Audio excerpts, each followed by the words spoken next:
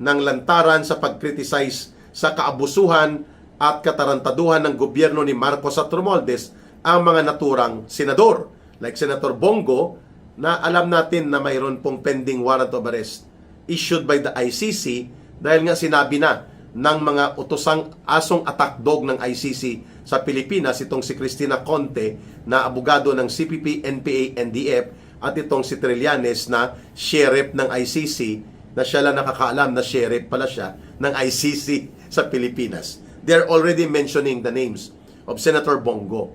And kasama po sila General Albayalde, General Vicente Danao, and pati na si dating NBI Director sa ilalim po ng Administrasyong Duterte, si Director Giran. Yan. Hindi ko pa alam kung sino pa ang sinampahan. Nagbigay pa nga ng kanyang mga ilang pahayag na pangpropaganda itong abogada ng CPP, NPA, NDF na si Cristina Conte ng NUPL, National Union of Patakas Lawyers.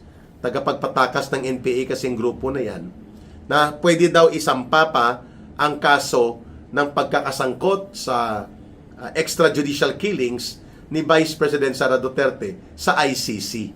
Wow! Na hindi pa naman na ihahapag sa plenaryo ng kapulungan ng Senado, pero it will become a major constitutional twist sa drama ng impeachment ni Marcos versus the Vice President kapag itinuloy nila na hindi ang Senate President-elected na si Sherwin Gatchalian ang magiging presiding judge or presiding officer of the impeachment court, which according to the lawyers that we have talked to, na nakausap natin, dapat ang Senate President. Hindi siya abogado. Hindi niya alam patakbuhin ito, no? Ang mga legal implications and legal basis sa pagsasagawa ng ruling. Yun ang problema niya. Ngayon, itinutulak nila Ping Lacson at grupo nila Tito Soto na magkaroon ng consensus sila na si Chis Escudero, dahil lawyer ito, ang ilalagay nila na presiding judge. Itong pagbabalik tanaw doon sa naunang pagbubunyag na ginawa ni Senator Alan Peter Cayetano at ni Senator Jinggoy Estrada, kung saan po sinasabi nila na taga Malacanang ang kumakausap at dumadaloy ito kay Ping Lacson at sa grupo nila Tito Soto para ipaabot ang mensahe ni Marcos Jr. At wala tayong ibang nakikita na possibility, bagamat hindi pa nila pinapangalanan, ay ang asawa ni Marcos Jr. Ang pakialamera niyang asawa na si Lisa Araneta Marcos, na siyang nasa likod ng pagpapatakbo ng gobyerno ni Marcos, bagamat hindi nila inaamin. Pero tanggap na ng taong bayan yan na walang tunay na kapasidad at competency of a president si Marcos Jr. Kaya pinapaikot siya at pinapatakbo gamit ang kanyang kapangyarihan ng kanyang asawa na si Lisa Araneta. And all many decisions na nangyayaring ito, sinasabi ni Saldico yan, na involve ang asawa ni Marcos sa paglarga ng mga operations ng sindikato ng Pandarambong at pangungurakot na ibinunyag na nung nakaraang mga videos ni Ginoong Saldico.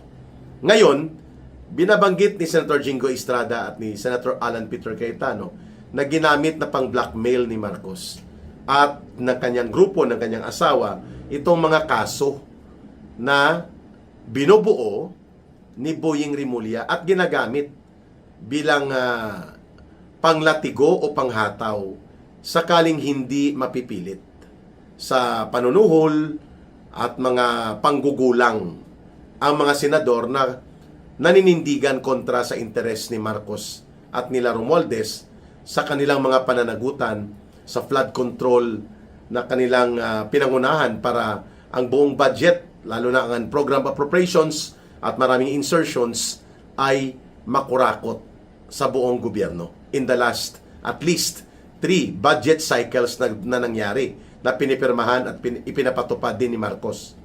Ang budget 2023, budget 2024, budget 2025. Ngayon, ayaw ni Marcos ito at nila Romualdez na makakalkal. Kaya ginagamit nila ang political blackmail at pananakot ng mga kaso. Sino-sino ba ang tinatakot nila? At maliban pa sa nangyari kay Senator Jinggoy Estrada na ginawa na ni Marcos na visual aid. O ito mangyayari sa inyo, sige kayo, ipipilit nyo na maninindigan laban sa issue ng korupsyon na ito, na pilit nyong ibubulgar ang pagka-mastermind ni Marcos Jr. at nila Romualdez. Ito ang gagawin sa inyo ni ombudsman ko, na aking attack dog ngayon at hindi ombudsman ng mga mamamayang Pilipino, itong si Boying Rimulya. That is the perception on him by the people. Una, maliban kay Jinggoy Estrada, ginamit nila ito kay Chis Escudero. Wala pang 24 oras na duwag si Chis Escudero nang maalala niya na makukulong siya. At mangyayari din sa kanya ang nangyari kay Jinggoy Estrada. Ayun, ang pagkaduwag niya at ang pagkaurong ng kanyang bayag at paninindigan tumawid. At naging 12 ang hudas ni Marcos. And then another 10 days after, ito rin ang ginawa ni Jesus is Lord, at ngayon ay Marcos is Lord na ang kanyang relihiyon, na itong si Joel Villanueva. Ganon po mga kaso sa pandarambong, korupsyon, na pwedeng maging non-bailable at ginigimik at ginagamit ni Marcos at ni Rimulya at ng mga grupo nila upang gawing pang-blackmail ang mga kasong ito. So they have now 13. Kaya garantisado na ang plenary majority, garantisado na ang quorum nila.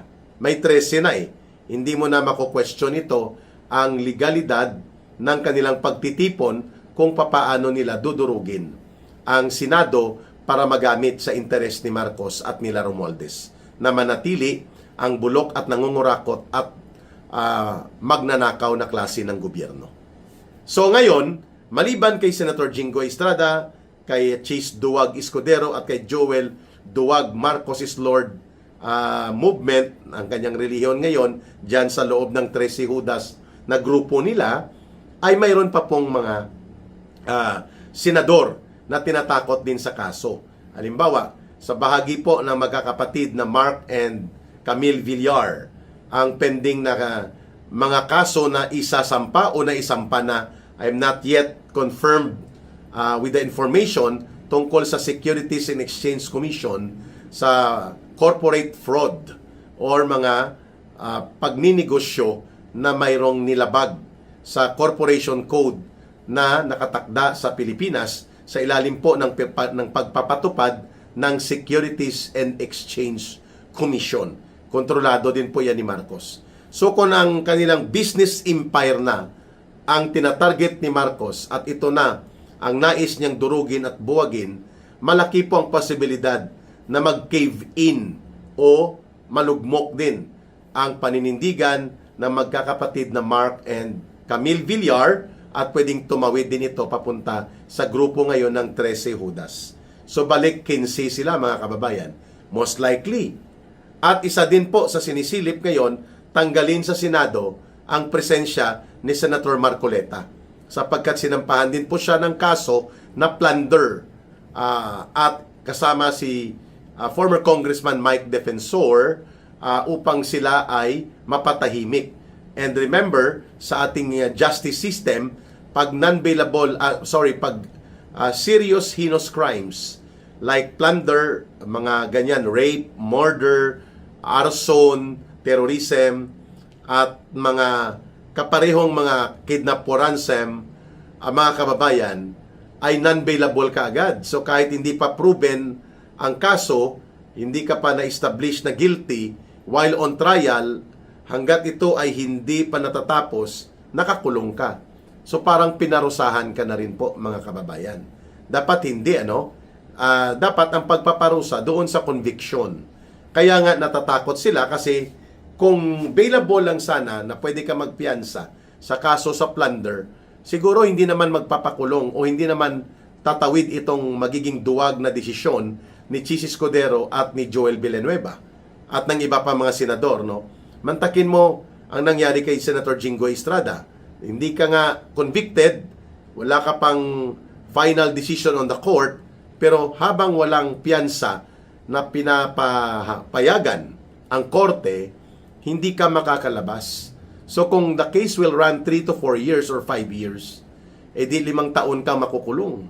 And kapag ikaw ay na-convict at mag-appeal ka pa sa Korte Suprema, makukulong ka pa rin. Yan po ang kaibahan ng ating justice system ay nag-i-impose tayo ng non-bailable na sistema sa mga kaso na related sa heinous crime. May advantage at may disadvantage din kasi kung ang kaso ay gawa-gawa lang para ikaw ay takutin at paluhurin, lalo na sa maniobrang politikang marumi ni Marcos, like what is happening now in the Senate, ay talagang titiklop at maduduwag ka kung kulang ka ng paninindigan at pagtitiwala mo sa taong bayan at hindi buong loob mo na maglingkod ka ng tapat at totoo sa bayan kahit ikaw ay naharas. Kaya naduwag at bumaliktad si Chis Escudero at si Joel Villanueva kasi mayroon po silang mga baggages. Pero si Jinggoy Estrada, saludo tayo. He was offered ahead na tumawid at maging 12 ang kabila, pero he refused. At alam natin po ang offer sa kanya ay sumunod lang sa agos ng pagkontrol ni Marcos sa Senado. Okay na siya, hindi na maisasampa ang kaso. Even if nakakulong na siya, ino-offer pa rin yan sa kanya para makakuha ng 14 na ang mga grupo ni Marcos na membro ng Marcos is Lord Movement New Religion sa Senado. Marcos is Lord Movement.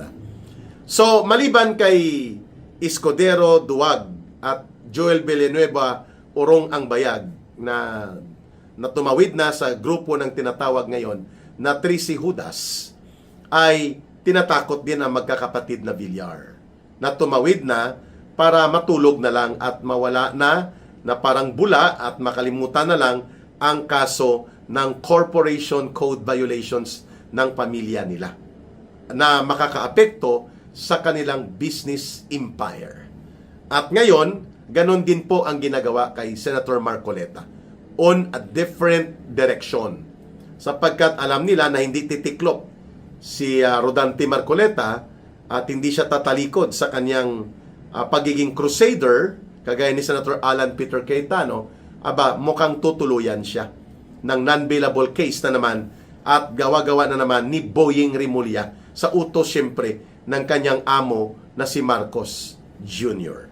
At kapag nangyari yan, titingnan natin kung papaano magre-react dito ang kapatiran na kinaaaniban ni Senator Marcoleta, ang Iglesia ni Cristo, sapagkat ito'y lantarang panggagago, lantarang pangbabastos sa batas at proseso ng demokrasya, at ito ay lantarang ala diktadura na paghahari-harian ni Marcos at nila Rimulya.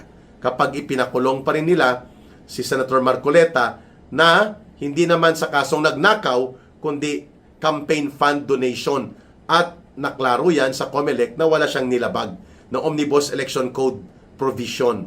Pero ipinilit pa rin ni Marcos at nila Rimulya na gamitin po itong tinatawag na lawfare o yung law warfare or weaponization of the law para durugin at paluhurin at tanggalin bilang kritiko at crusader against Marcos corruption and plunder sa loob ng Senado itong si Senator Marcoleta. So may tatlo pa silang tinatarget. And syempre, si Bongo ay tinatarget din na alam natin na dulas na ang bibig nitong bungangera na abogado ng mga NPA na si Cristina Conte at sinang-ayunan nito ni the Big Joke Trillanes, yung tirador-birador at de facto sheriff officer ng ICC sa Pilipinas na si Trillanes. Sinasabi nila na si Bongo ay mayroong warrant of arrest kapareho kay Senator Bato de la Rosa. So kaya nga kung makikita ninyo, halos hindi nagsasalita o nagsasagawa ng pangpubliko ng mga pahayag si Senator Bongo. Alam na natin yan, may mga laro yan. Marunong maglaro ito si Bongo. At dahil tahimik lang siya, hindi siya masyadong napapansin. Ang bumibira talaga dyan si Marcoleta, si Alan Peter Cayetano, si Amy Marcos, at kahit papano nagsasalita na rin itong dalawa, no? Maliban pa, karagdagan siyempre si Senator Robin Padilla, kinakasuhan din siya doon sa obstruction of justice at ang hinahabol siya ng CIDG, mga kababayan. Pero wala silang kaso na non-bailable kay Senator Robin Padilla.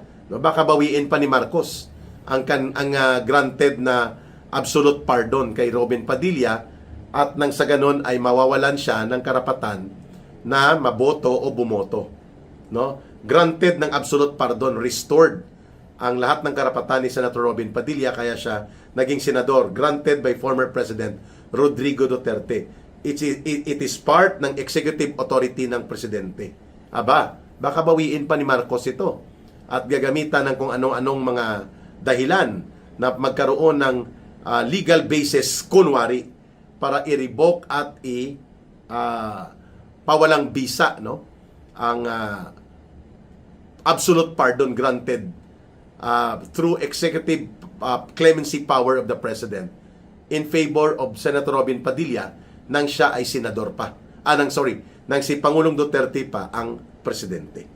So lahat, no? Kaya kita niyo naman ang laro ngayon sa Senado, timplahan.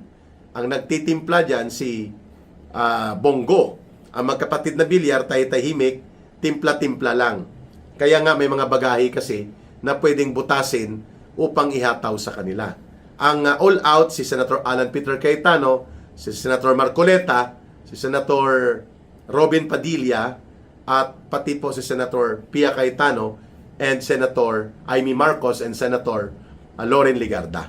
Pero si Loren Legarda naman po, tinitira din ang kanyang anak na si Congressman Leandro Liveste, iniipit din po ng Department of Energy ni Marcos, nakakasuhan di umano ng paglabag at mga penalties amounting to 24 billion pesos sa mga energy contract na under-delivered or hindi na kumpleto. Wow! So, yan po ang tinatawag na systematic political blackmail. At wala pa tayong nakita na gumamit na ganyan kagarapalan na presidente.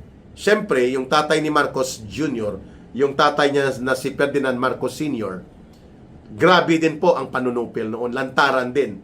Dahil nga naging diktador yon for almost 18 or 19 years sa kapangyarihan, mga kababayan, bago sila mapalayas sa poder at mapalayas sa Pilipinas noong 1986 People Power.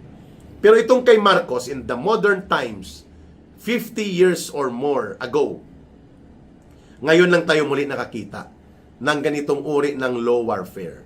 Ginagamit at binabaloktot ang batas upang ito ay ihambalos sa mga kalaban sa politika.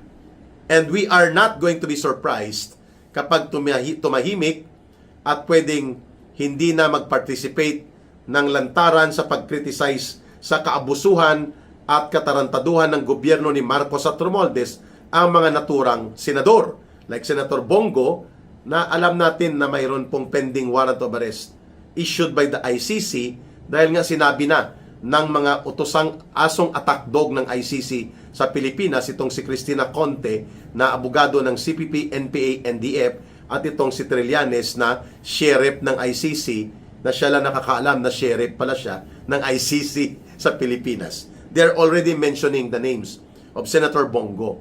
And kasama po sila General Albayalde, General Vicente Danao, and pati na si dating NBI Director sa ilalim po ng Administrasyong Duterte, si Director Giran. Yan. Hindi ko pa alam kung sino pa ang sinampahan. Nagbigay pa nga ng kanyang mga ilang pahayag na pangpropaganda itong abogada ng CPP, NPA, NDF na si Cristina Conte ng NUPL, National Union of Patakas Lawyers.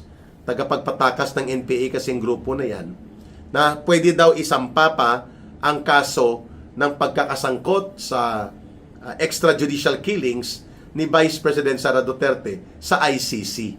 Wow!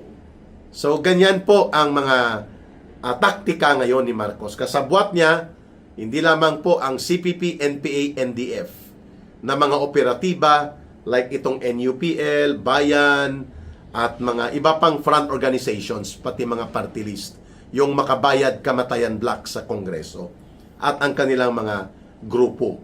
No? Mayroon silang limited tactical alliance, naggagamitan sila. Kasama din po ang mga zumbis ni De Lima, ni Hontiveros at nila Trillanes. Yan, kasama sila. Kaya po, puro anti-Duterte ang mga direksyon ni Marcos. Hindi para iangat ang agrikultura, ipasulong ang ekonomiya, at patatagin ang pundasyon ng ating mga industriya at ng ating pangkabuhayan, at ayusin ang bayan at maging tahimik at payapa tayo. Hindi po ganun ang ginagawa nitong grupo ng Marcos Romualdez, kasabwat ang CPP, NPA, NDF at ang mga yellow and pink zombies na hawak po nila Dilima, Byros at nila Trillanes, kaguluhan sa politika at itinuturo nila sa mga Duterte. Because one thing is very clear, Marcos and Romualdez, they want to remain in power.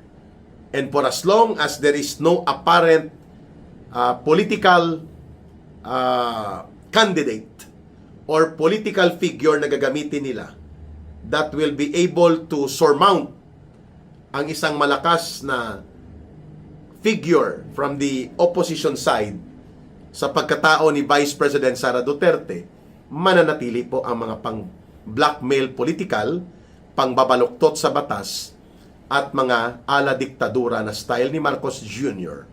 At marami pa tayong i-expect na magaganap, including ang possibility of no elections in 2028. Paano gagawin yon? Maraming senaryo, maraming paraan.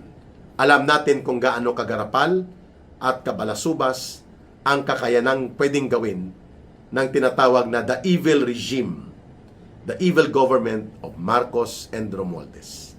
Mga kababayan, nasa taong bayan, sa mamamayang Pilipino, ang desisyon kung papayagan nating mananatili tayo na bagamat mayroon tayong tinatawag na nominal democracy, pero mayroon naman tayong selected and targeted dictatorship and ala martial law type na mga kaabusuhan at kakurakutan na ginagawa ng administrasyong Marcos Romualdez. Kung yan ay mananatili, nasa sa taong bayan yan ang pagdedesisyon. Tayo'y magsisiwalat, tayo'y magpapahayag ng katotohanan, tayo'y magbibigay ng pananaw upang makatulong sa pagbubuo ng kolektibong desisyon at sama-samang pagkilos ng sambayanang Pilipino para sa pagbabago. But the decision will come from the people.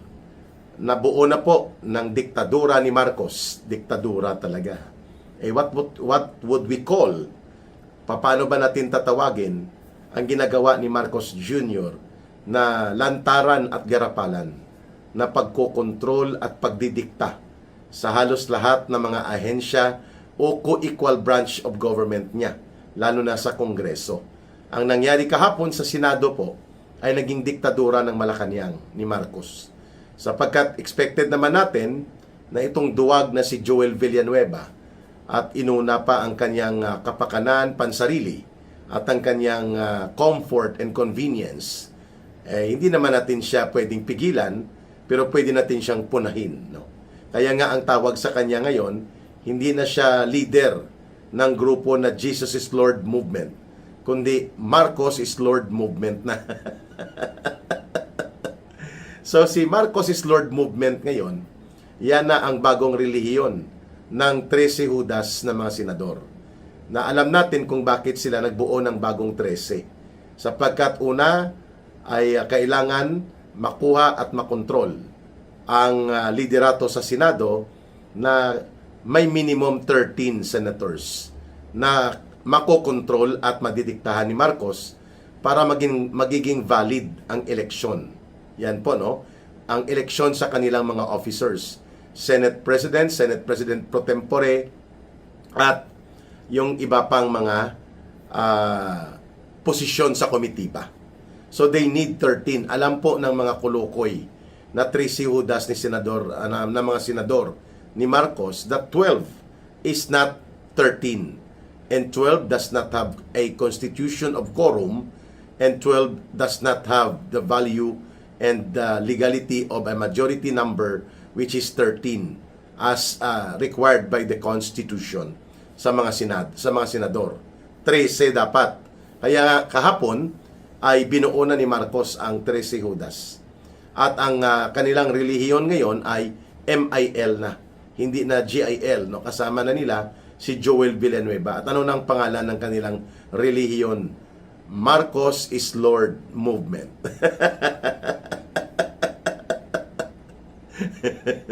Pinagtatawanan lang natin, pero lantaran ang pagpatay at pagyurak ni Marcos sa demokrasya ng Pilipinas sa pamamagitan ng pag-control at pag-yurak mismo direkta sa kalayaan at malaya at demokratiko na mga institusyon dapat sa checks and balance of power in the government, like the Senate. Yan po ay lantarang pagyurak sa demokrasya na walang kahihiyan at walang pagkatakot na mananagot siya sa kanyang ginagawa later. So, ito na. Marcos is Lord movement na po ang bagong relihiyon ng 13 hudas na mga senador ni Mark. 13. Dumadami ka, Erika. Baka maging 14 hudas na yan maya-maya hanggang sa maging 16 hudas na makukuha ni Marcos dahil sa una, pananakot. Pananakot ng kaso dahil kasabwat at kasapakat ni Marcos bilang attack dog ang kanyang ombudsman na itinalaga na si Boying Rimulya. So, ang pagsasampa ng mga kaso, lalo na mga non-bailable cases, plunder, kapareho nito, at ikaw ay mayroong bagahe o mayroong ilang issue na pwedeng mabutasan ka ng mga naturang kaso, talagang matatakot ka kung hindi ka handa na makukulong o humarap dito sa mabigat na mga pambabaluktot nila Marcos ng batas using the ombudsman. Yan po ay naging example nila, Marcos at nila Rimulya, ginamit nila ang nangyari kay Senator Jinggoy Estrada. Nakakulong na ngayon, and after 2 weeks na nakulong na ito ng non-bailable offense, hindi pa nakapaglagak ng piyansa sa Sandigan Bayan, ay nag-issue pa ng suspension order ang Sandigan Bayan. Parang afterthought, no?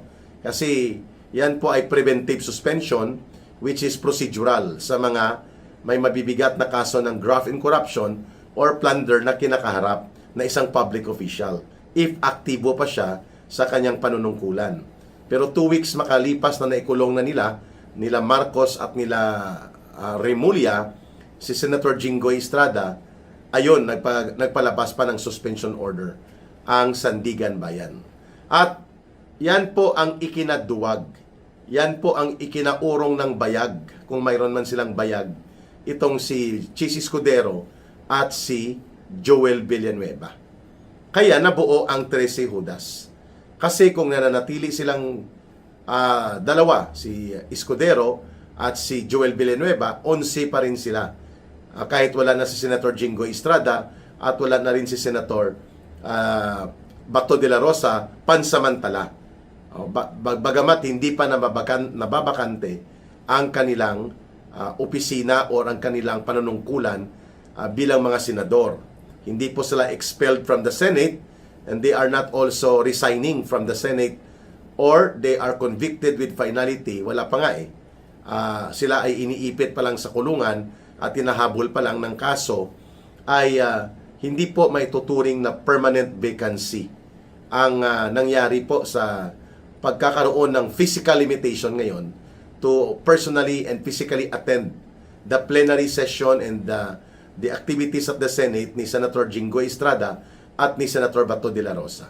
Hindi naman po nila yan kasalanan o hindi rin po nila yan pilit na personal na kagustuhan na mangyari ito sa kanila. Subalit dahil po sa pagkabulok at pagkagahaman sa poder at kapangyarihan ni Marcos at ala diktador ang kanyang style, kapag pumapalag ka, kinakasuhan ka, ipapakulong ka, peperwisyuhin ka, buligligin ka, tatakutin ka, ibablackmail ka. Yan, ang nangyari ngayon, nakakulong si Senator Jinggoy Estrada. Pero saludo pa rin tayo at ang taong bayan, ang mayoriya ng mga mamamayan ay rumirespeto at kumikilala dito sa paninindigan na ginawa ni Senator Jinggoy Estrada. He could have chosen na tumawid dito sa mga 13 hudas, but he did not, sapagkat para sa kanya, prinsipyo na po itong usapan dito. Kalayaan at dignidad at integridad ng Senado bilang hiwalay, co-equal, at dapat na sa bahagi po ng check and balance apparatus of the democratic institution that the Senate should be. Yan pong pinapanindigan ni Senator Jinggoy Estrada. At sa ngayon, he paid a very serious, deeply affecting his family na uri ng kalagayan niya ngayon, nakakulong siya. Pero kahit na tumakbo ito sa pagka-senador muli, re-election sa 2028, we are very sure hindi makakalimutan ng mamamayang Pilipino ang pagsasakripisyo at ginawang paninindigan ni Senator Jinggoy Estrada. Tama lang po ito. No? Dapat nga puntahan natin at bisitahin siya, pero I think limited ito para lang sa mga security related na mga bagay ay hindi ganon ka-accessible po ang kalagayan ngayon ni Senator Jinggoy Estrada. Ayun. But itong si Joel Villanueva, itong si Escudero, tumawid sila at itinayo nila ang bagong relihiyon ng kanilang 13 hudas na mga senador. Marcos is Lord Movement. Sino po ang Marcos is Lord sa 13 hudas? Number 1, siyempre si Tota Soto. Tuta ni Marcos yan eh. Nakamaleta nga, di ba? Sabi ng mga former 18 Marines, 18 soldiers, no? At itinatanggi niya pero walang naniniwala sa kanya. Si Tota Soto, si Ping Lacson, ayan, magkabarkada yan eh. Una yan na ibinulgar na sinabi nga ni Senator Alan Peter Cayetano na yan ang mga ahente ni Marcos sa loob ng Senado para maglunsad ng mga special operations. Yan po ang nagpapasok sa NBI, itinanim nila maaga pa lang para tambangan at mapadukot sana si Senator Bato de la Rosa. No? Nagkaroon ng pagkakaroon ng dumugan at physical na altercation hanggang sa umantong pa the next days sa barilan, sa putukan sa loob ng Senate Hall. Okay. Yan si Tito Soto at si Ping Lacson itinuturo ni Senator Alan Peter Cayetano. So, Tota Soto, Ping Lacson, si Hontiveros, well, wala namang paninindigan ng babaeng ito kung saan ang political advantage at kanyang pagiging oportunistang politiko, doon siya. No? Ginagamit niya ang pagkunwa-kunwari ang aktivista. Pero more of opportunista ang kanyang politika. Si Hontiveros, si Wow, Dagat, Sharon Cuneta Pangilinan, yan.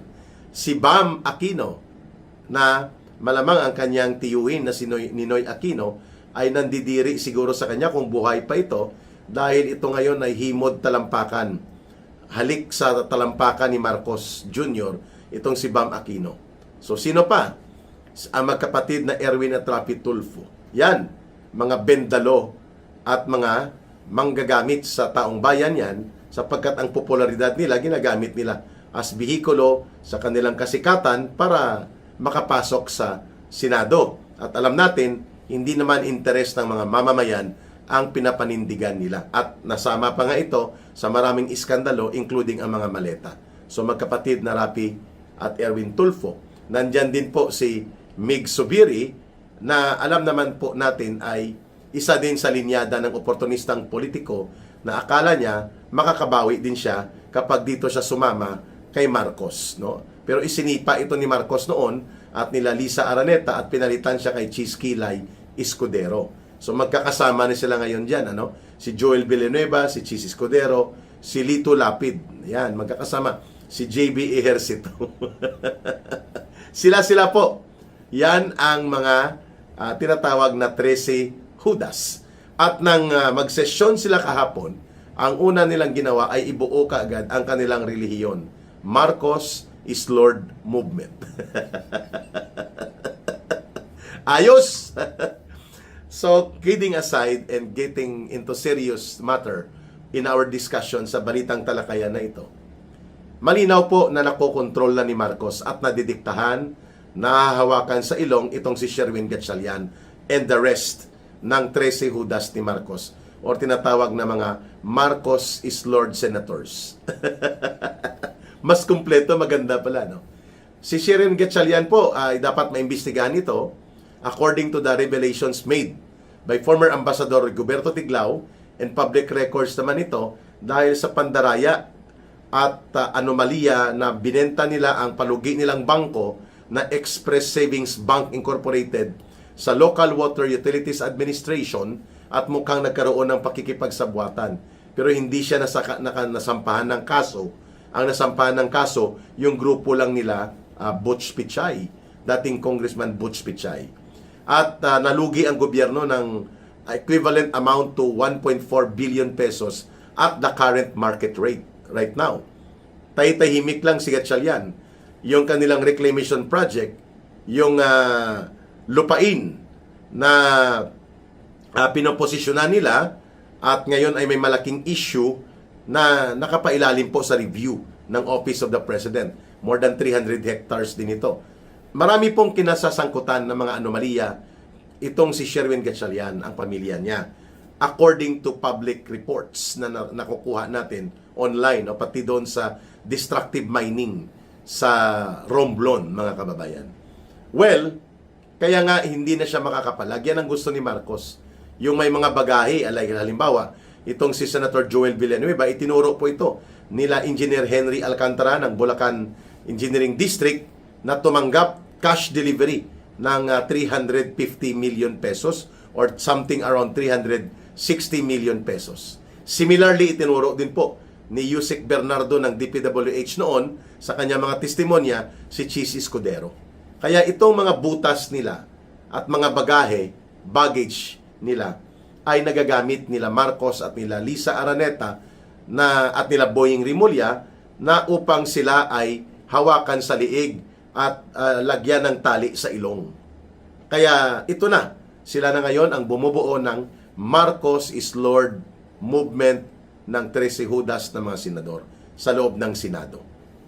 Ano po ang naging implication nito na mabibigat at mayroong negatibo sa ating demokrasya? Itong ginawa na garapalan na maniobra ni Marcos laban sa mga senador na sa tingin niya at sa kanyang interest ay hindi niya magagamit at makokontrol para pagtakpan ang pandarambong at malawak na sistematikong pag-iral ng korupsyon at mga pananagutan sa pangungurakot sa kabanang bayan na naganap sa ilalim ng kanyang administrasyon kasama ang kanyang pinsan. Number 1, kontrolado na nila ang lahat ng komitiba including ang Senate Blue Ribbon Committee. So walang saysay na po ito. Kung magpapatawag pa ito ng mga investigasyon, ang gagawin na lang nila dyan, either iipiti nila, ipapakulong nila at dudurugin nila ang mga whistleblowers. Yung 18 former soldiers na ngayon ay 22 na at ang iba pang mga testigo na sakaling pumunta o ipatawag nila ay hindi para isiwalat at hayagan na maglantad ng katotohanan kundi sila ay pipilit-pitin at dudurugin. Or maibabaon na ng tuluyan ang Senate Blue Ribbon Committee na yan at wala ng saysay. At hindi na yan magiging objective, transparent, and straightforward, direkta na pwedeng magkumpronta sa mga pang-aabuso at isyu ng korupsyon na pwedeng kakasangkutan o pwede pang makakalkal na naganap at nangyari po at nangyayari ngayon sa ilalim ng administrasyon ni Marcos at nila Romualdez. Yan ang sigurado. Pangalawa, makokontrol na nila ang mga legislation nila or mga programa nila o mga patakaran na ilulusot sa Senado because they have now the fixed number 13 minimum.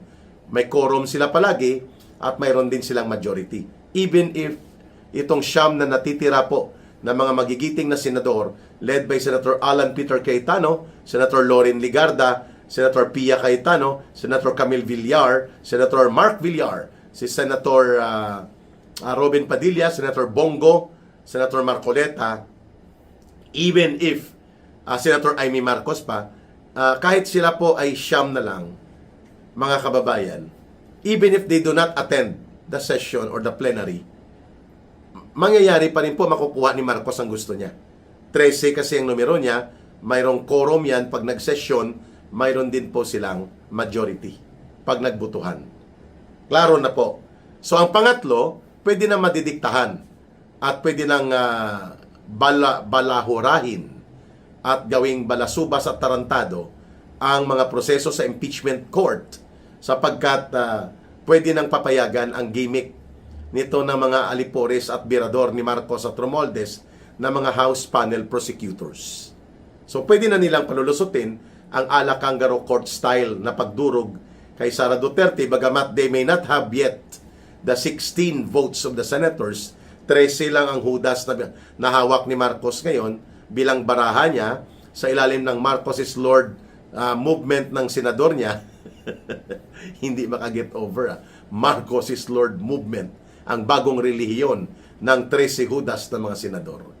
Well, hindi po natin maitatanggi na the process of the impeachment pwede pong madurog talaga. Si Vice President Sara Duterte, ang kanyang pagkatao, ang kanyang persona, at ang mga pangbabastos na ginawa sa kanya doon sa House Committee on Injustice na ala Kangaroo Court ay pwedeng gawin na rin nila ngayon sa Senado. And these are high possibilities na nasa agenda list ni Marcos ito kung bakit kinontrol nila ang Senado. So, ang natitira na lang po na mag-check and balance kay Marcos ay ang Korte Suprema. Mukhang naduduwag na rin ang Korte Suprema na basta-bastang gumawa ng mga desisyon at review sa mga pampolitikang maruruming laro ni Marcos at maniobra sa tinatawag na law warfare or lawfare. Ginagamit na weapon of mass destruction against his political enemies ang batas. Kaya ang tawag po dyan, lawfare o law warfare. Yan po ang ginagamit ngayon ni Marcos bilang pamamaraan ng kanyang tinatawag na undeclared dictatorship, undeclared martial law selectively. Kagaya ng ginagawa niya sa Senado. Yun mga kababayan, abangan natin kasi ngayong araw ang pre-trial supposedly sa Senate Impeachment Court for the impeachment case pending now at the at the Senate Impeachment Court. Pero sarado sa media, sarado sa public observation and scrutiny of the people. Bakit? National public interest yan. Ang mangyayari, sila lang mag-uusap at mayroong questionable decision na hindi pa naman naihahapag sa plenaryo ng kapulungan ng Senado, pero it will become a major constitutional twist sa drama ng impeachment ni Marcos versus the Vice President kapag itinuloy nila na hindi ang Senate President-elected na si Sherwin Gatchalian ang magiging presiding judge or presiding officer of the impeachment court, which according to the lawyers that we have talked to, na nakausap natin, dapat ang Senate President. Hindi siya abogado. Hindi niya alam patakbuhin ito, no? Ang mga legal implications and legal basis sa pagsasagawa ng ruling. Yun ang problema niya. Ngayon, itinutulak nila Ping Lacson at grupo nila Tito Soto na magkaroon ng consensus sila na si Chis Escudero, dahil lawyer ito, ang ilalagay nila na presiding judge sa impeachment court.